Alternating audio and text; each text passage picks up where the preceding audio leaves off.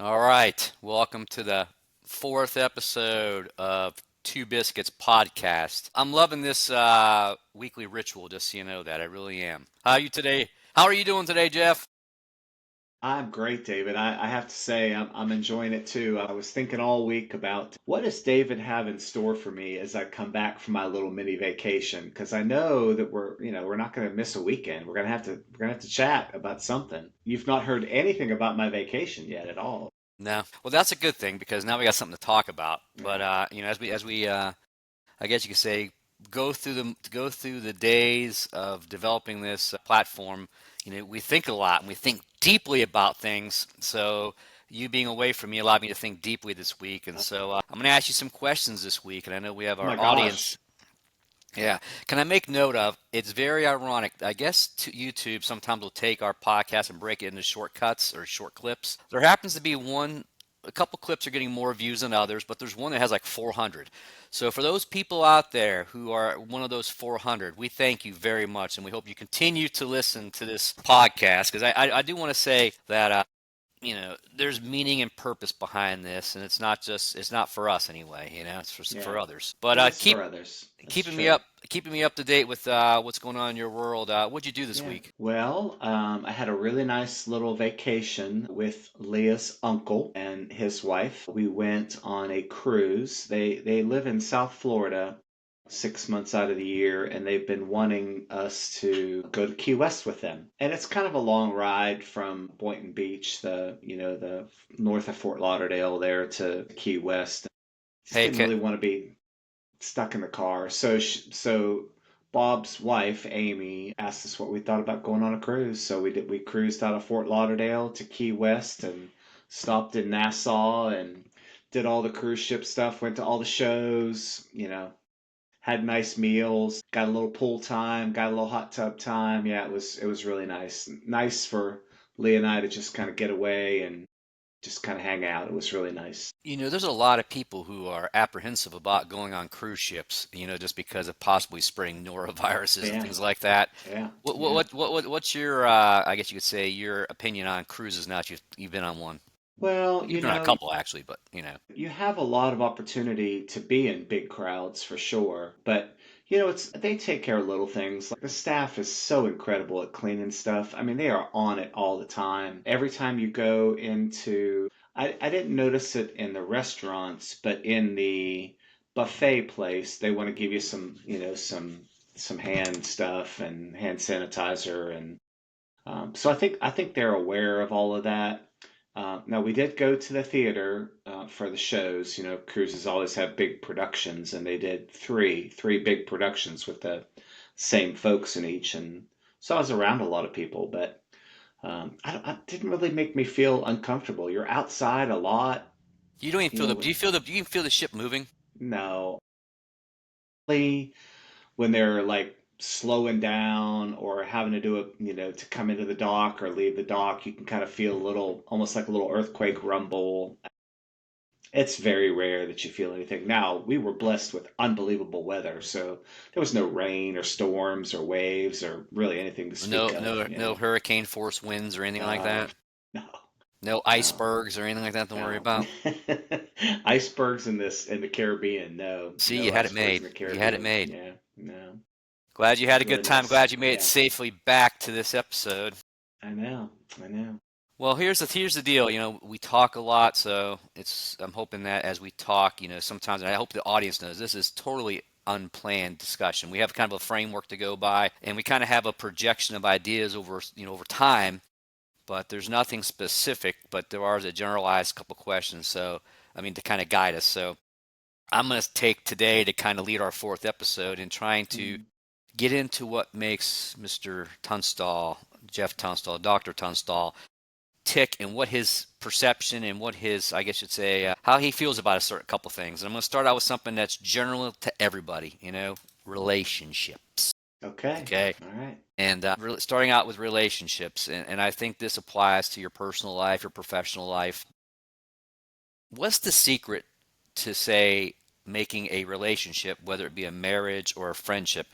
What do you think is the foundational, most important pieces or most important part to make it work? to make it successful, I guess. Well, I think there are things that we've been taught all along. There's the communication has to be open, has to be strong. I think you can't assume that the other person knows what you're thinking. I think you need to make yourself clear all the time. When we talk about strong relationships, I think we always talk about trust, and I think there has to be an element of altruism too. I know I'm thinking of things like for you and I personally, if you asked me to do something, I would never hesitate to do it, right? I mean, isn't that, that's what you do if you want to maintain strong relationships. And I think So about, that means you're there for the person. Is that what you're kind of insinuating?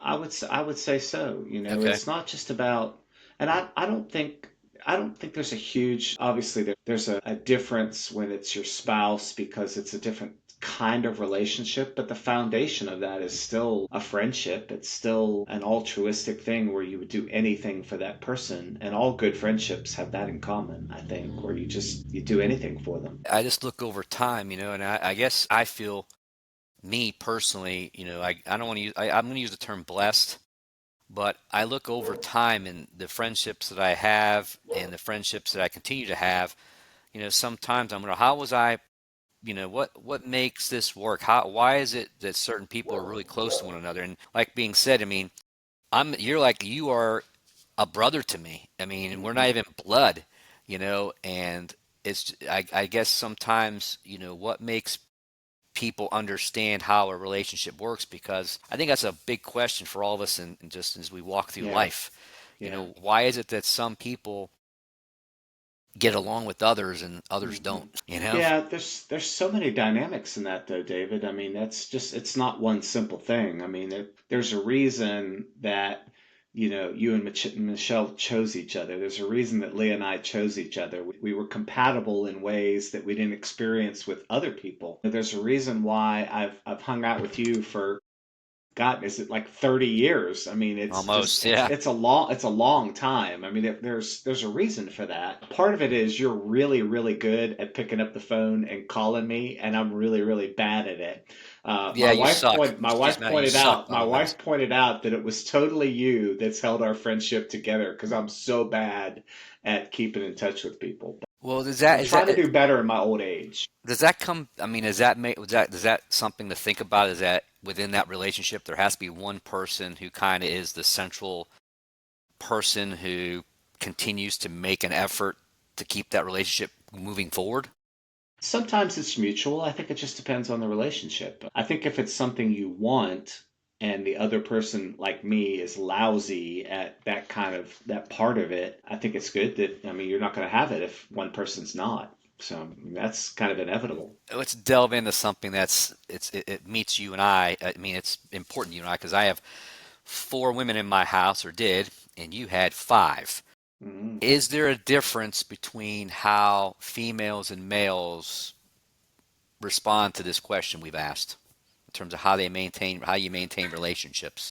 Well, I don't think I have the expertise to speak to that, even though you would think that I do. But I can say that my wife, especially, and probably my kids too, have a lot of really close relationships, and I have very few. I have just a few. Where at certain points Leah has encouraged me to hang out with people and to do things.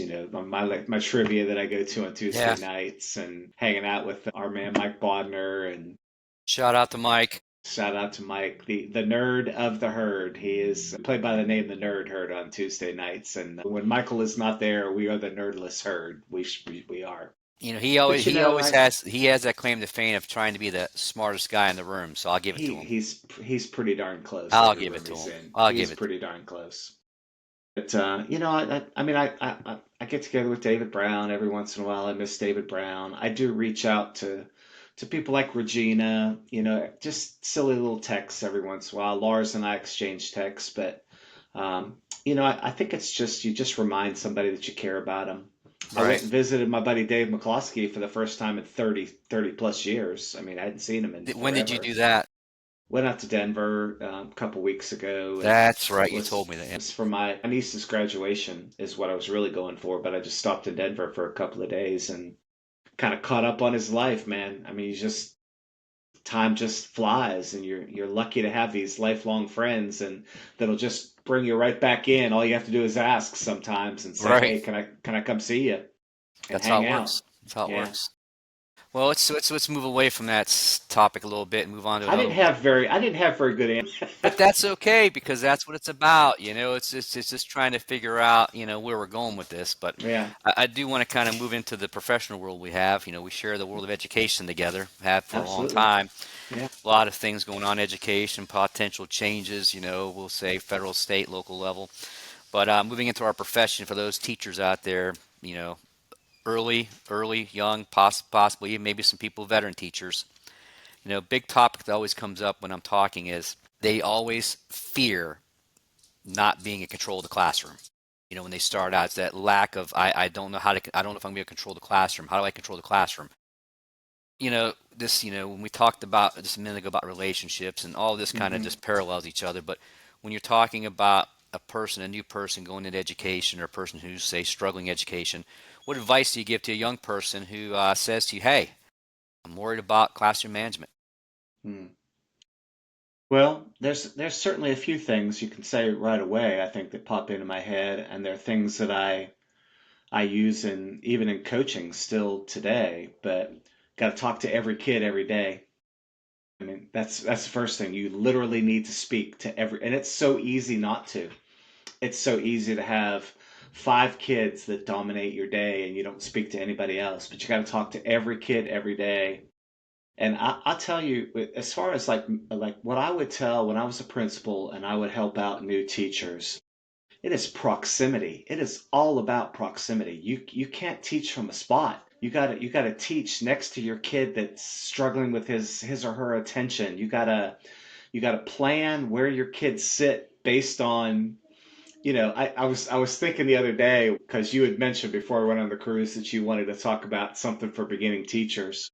And I used to tell folks that when I first started teaching, the first day I would let kids sit wherever they wanted for about the first half of the class, and I'd take notes on who was talking to who, and that was other side of the room, baby. They were never together ever again. You See, just pay that's attention. that's truly what people need to hear. They do. It's just, yeah. I mean, it's just you put them on opposite sides of the room, and Yeah. then and never let them together again in your room. But think I I think sometimes too many people want to, be their friend or well, not you necessarily be their can friend. be, yeah, But I'm yeah, saying in terms of understanding that, strategic right, placement of students in a room is critical. yeah, yeah. But, sometimes making sure students understand that, that you can sit where you want to sit, but you're choosing this seat based on how you act. Yeah, absolutely. Yeah, yeah, What are some other things you have for suggestions out there for that person who's saying, I'm struggling yeah, right now? yeah.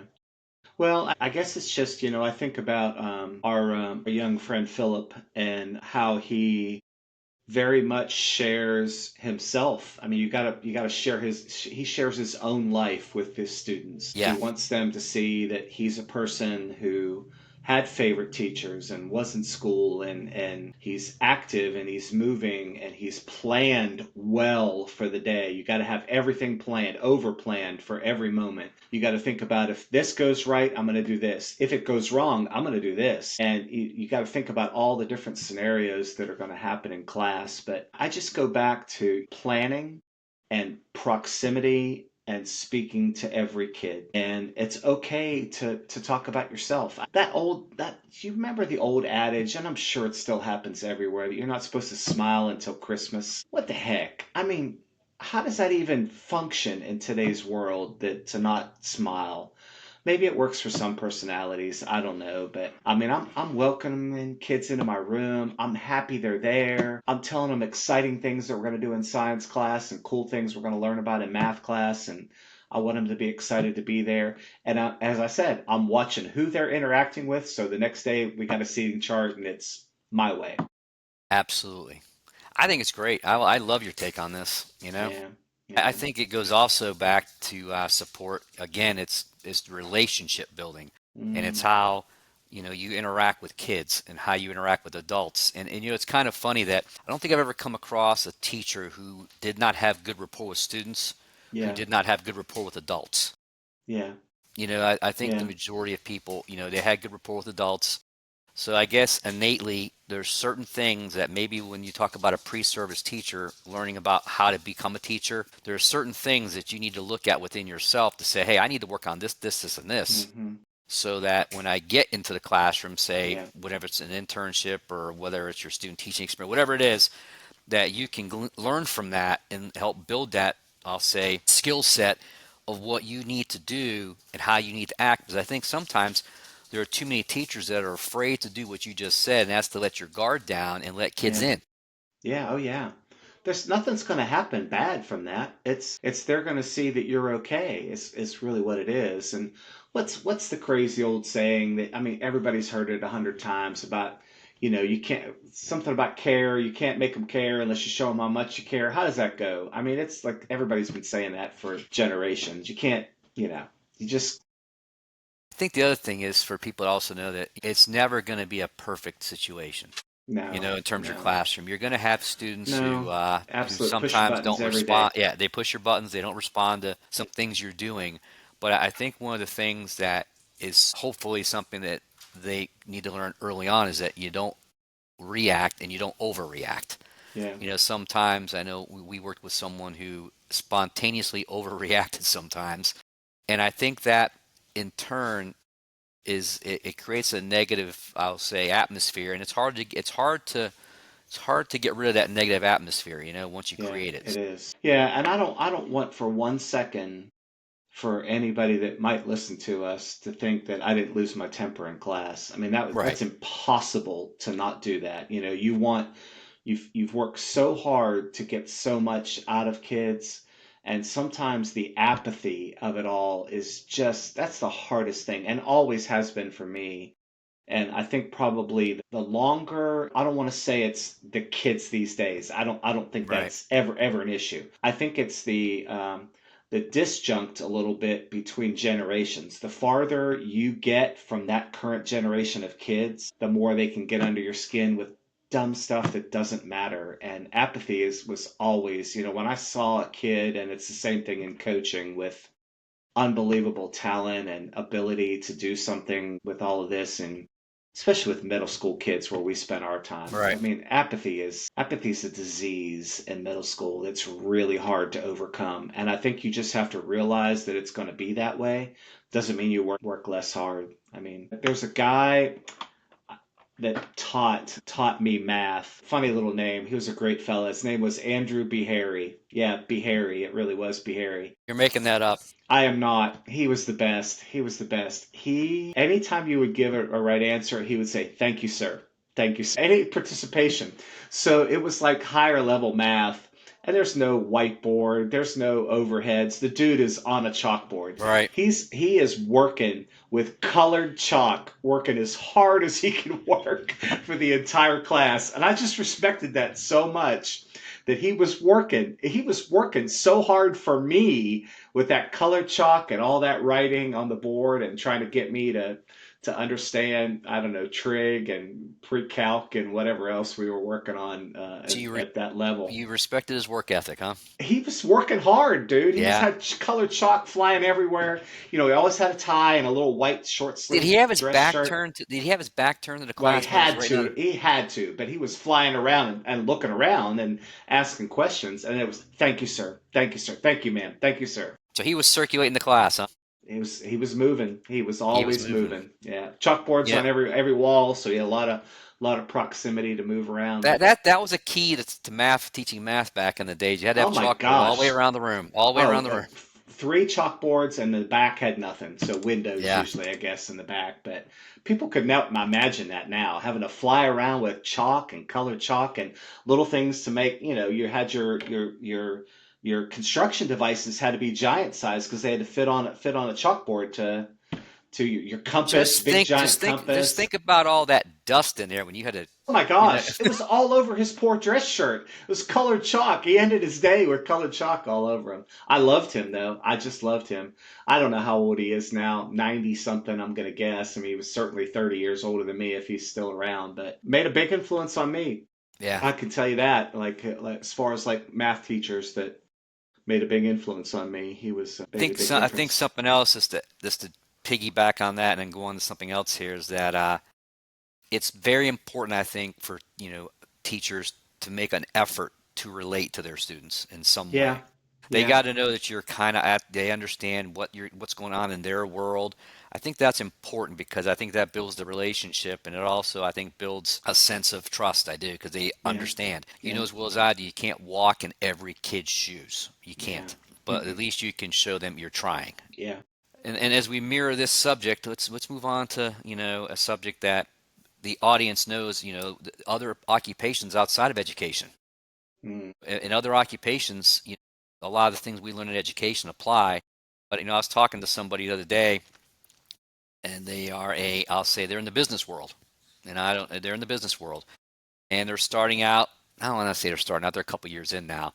But we were just, talking, and the conversation went in a direction of how do you make, and it goes back to relationships and we're talking about, but how does a person say in another occupation who works with adults, how do you make yourself, I guess you say, seem more accessible or to stand out to your peers or to your supervisors?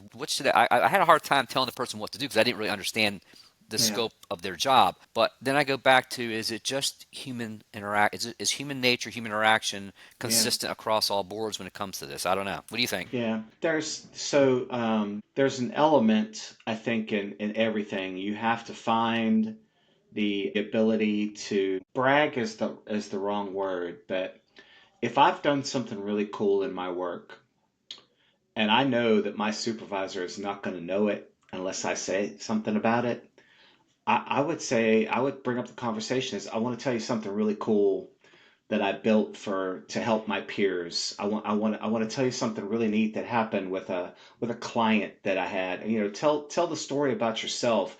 Not that you're bragging, but just that you're exposing what you've done and how hard you've worked with the person that's going to judge you later on. I mean, if it's something like you're working in data, like I do a lot of data for my work with the university. In my meeting with my supervisor, I'll say, "You got like 3 minutes? I want to show you this spreadsheet that I put together with some data drops from different sources and stuff, and made some pivot tables, and I've shared it with my coworkers. I want to show you that. You got 3 minutes for me to show it to you?" So that takes nothing. There's no ego in that. It's just you got to share what you've done, I think, with people, and we got to do that all the time with the teachers. How do you not let the ego piece fall in? I mean, because there's going to be someone that's going to say they're showing off, they're trying to make us look better than other people. How do you stop? How do you stop that from happening? I think you take an opportunity to brag on somebody else's work then too. If I was say Yeah, if I'm showing her, my stuff, my supervisor's name is Amy. If I'm showing Amy something and I've shared something with Jill and Lisa, they're my coworkers that are at the same level as me. During that same meeting, I'm going to tell them something great that the two of them have done. I'm going to tell Amy something great that Lisa and Jill have done for then the ego is all gone because you're bragging on somebody else. I mean, think about the amount of time you spend as a principal bragging on your teachers to the superintendent. It's all the yeah, time, right? Let me yeah. tell you about this great lesson that I saw the other day. I mean, it happens every single day, right? And I think Abs. need to be an advocate for yourself, but an advocate for the people around you, and then that takes the ego right out of it. So, yeah. And here's the thing: what you're saying to me sounds so simple, but yet It's I know in reality, though. so many. I've had so many interactions with people or just visual observations that this is like not even in people's realm of thought. Mm, It's just I yeah, don't know. And then comes this thing.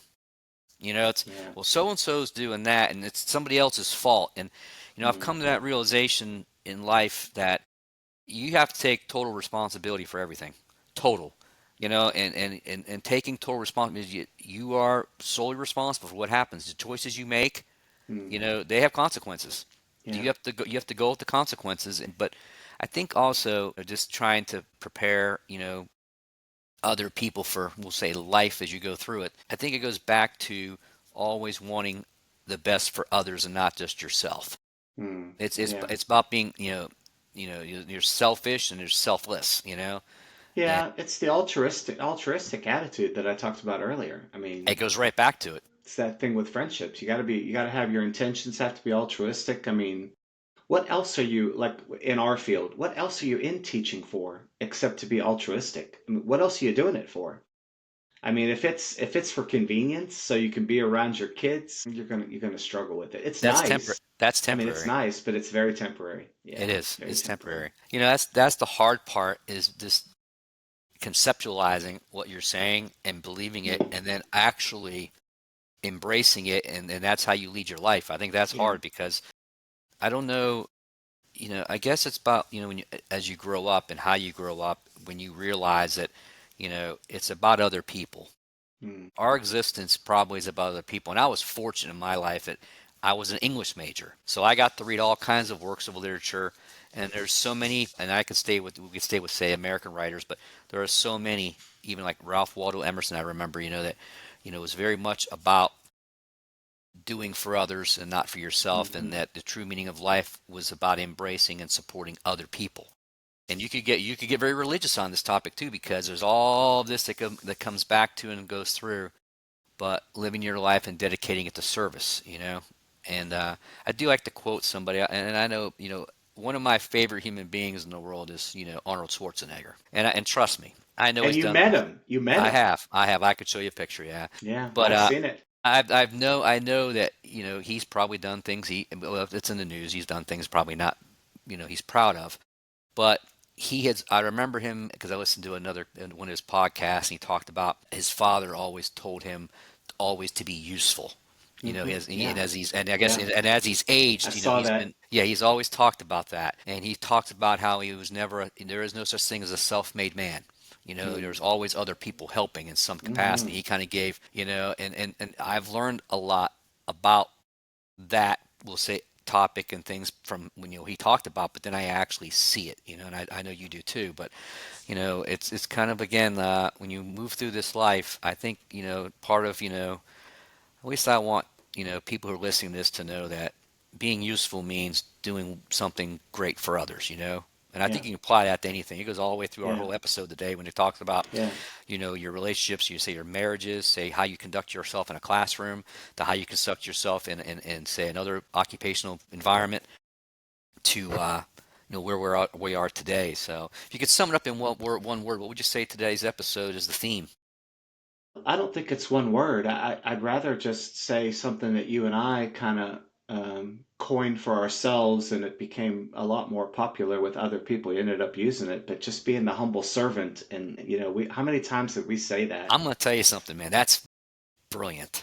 We That's talked brilliant. about that a lot, David, and We I've talked seen about it in lots of areas. I've seen that come up. Servant leadership became so big after we started talking about that. Well, you know what? You know what's crazy, and I know you know this because I know you went to PEP, Principal Executive Program, a long hmm time ago at Chapel hmm Hill. Yeah, The guy who wrote the Provident Principle, I think his name was McCall. Was that the guy's last I name? don't I think remember. It could be. Yeah. a long time. But I don't know why I remember this, but I do remember in that book, The Provident Principle, he talked. He didn't say the word humble servant, Hmm. but that's what he basically said. That's Yeah. what the role is, and there's so many. And it Yeah. wasn't just the principle; it was about leadership, Yeah. being the Yeah. humble servant in leadership. Yeah. I wished I could say that I applied it more than I have sometimes. I look back on my life and the mistakes I've made and the things that I should have done and shouldn't have done. And I do wish I was a little bit more humble in certain situations. I Hmm. really do. Hmm. Hmm. Because I have a Yeah. friend who, I'm going to bring this up. I have a friend who passed away a couple months ago. Yeah, it's several months ago now. That was something that he was always a humble Hmm. person. And he had a lot of people, who he influenced. But there were times when I look back on, sometimes I wished I was more like him when it came to those things a little Yeah. bit, Yeah. a little bit more Yeah. humble. So I got you. It's hard. It's hard though. We're in an era, I think, in our society where humbleness is not sometimes considered a virtue. It's considered a weakness, and right, I kind of hate that. I think there's definitely, I was talking earlier about a way to advocate for yourself and not be humble to show your supervisors what you're doing, but there's a twist to that allows you to be a little more human and a little more engaging to others and a little sweeter in life. But I don't know, sometimes that doesn't get you to be at the highest levels of government. Humility is not always the we're way to not have going it. The there. way. I agree with you. I agree with you. I agree with you. I do. I know we're already at 30 minutes. You know that? We are. Yeah, we Yeah. are. We Can I are. introduce something? I think it's cool. Sure. There was a time period where like we would know what this meant. We're not going to go there, right? Mm, And then you would have this one when you go like this. I don't know if you remember mm, this, mm. but I've been studying this thing. This right here. If you hold it up like this, I don't know what it means in certain places, but to me that looks like a W. And a W to me means a lot, but to me that means winning. Okay. And there was a long time of history of people saying, what's winning? What does winning mean? What does this mean? Defining what this means is different to a lot of people. But I think if people realize that they're listening to this podcast consecutively, consistently, and Mm, they're letting this sink in as to what we're talking about, and hopefully it's helping them make good decisions in their lives, I want them to give themselves one of these because I want okay. them to know they're winning.